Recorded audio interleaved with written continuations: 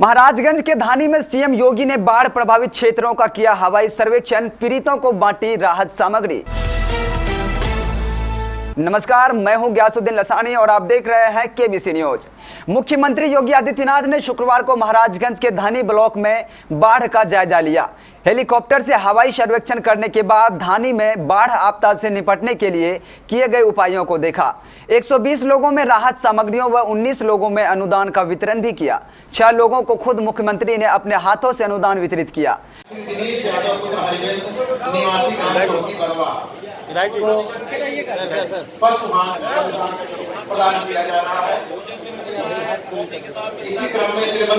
आपको बता दें कि शुक्रवार को सुबह 10:50 पर मुख्यमंत्री धानी पहुंचे और हेलीकॉप्टर से उतरते ही 13 मिनट तक बाढ़ चौकी व बाढ़ आपदा से निपटने के लिए किए गए उपायों का निरीक्षण किया।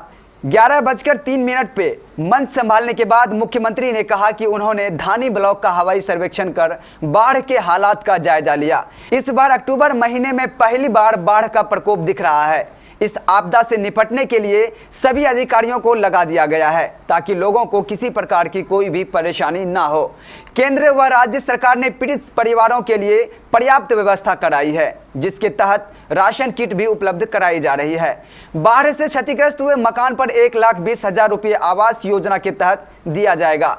आपदा में मृत व्यक्ति के परिवार को 4 लाख रुपये की सहायता राशि भी दी जाएगी। इस दौरान 120 लोगों को राहत सामग्री दी गई। अनुदान राशि का वितरण हुआ। इसके बाद 11:10 पे मुख्यमंत्री पुनः रवाना हो गए।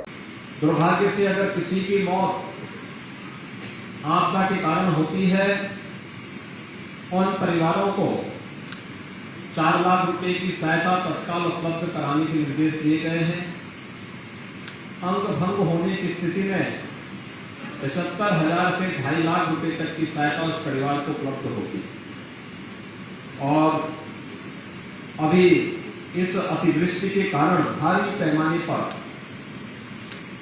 फसलों की क्षति पहुंची, उसके सर्वेक्षण के आदेश दिए गए हैं,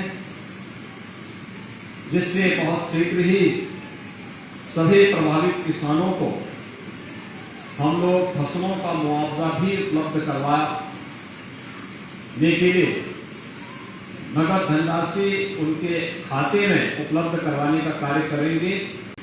4 लाख रुपए की सहायता तत्काल उपलब्ध कराने के निर्देश दिए गए हैं। अंग भंग होने की स्थिति में 75,000 से 2.5 लाख रुपए तक की सहायता उस परिवार को उपलब्ध होगी। और अभी इस अतिवृष्टि के कारण भारी पैमाने पर फसलों की क्षति पहुंची, उसके सर्वेक्षण के आदेश दिए गए हैं, जिससे बहुत शीघ्र ही सभी प्रभावित किसानों को हम लोग फसलों का मुआवजा भी उपलब्ध करवाने के लिए नगद धनराशि उनके खाते में उपलब्ध करवाने का कार्य करेंगे। वर्तमान में राज्य सरकार पहले सूखा और फिर बाढ़ के कारण जो स्थिति पैदा हुई है, फ्री में दलहन तिलहन के बीज, सब्जी के बीज भी उपलब्ध करवाने की कार्रवाई चल रही है। आप सभी उसका लाभ लेंगे इस विश्वास के साथ। जिला प्रशासन को भी और सभी को निर्देश दिए गए हैं कि जहां भी जल जमाव वाले क्षेत्र हैं या जहां पर भी बाढ़ की स्थिति पैदा हुई है, पर्याप्त मात्रा में नौकाओं की व्यवस्था करके हुए लोगों को सुरक्षित व्यवस्था दें। बाढ़ का पानी अगले 3-4 दिनों के अंदर पूरी तरह समाप्त हो जाएगा। गांव में स्वच्छता का ध्यान देना होगा।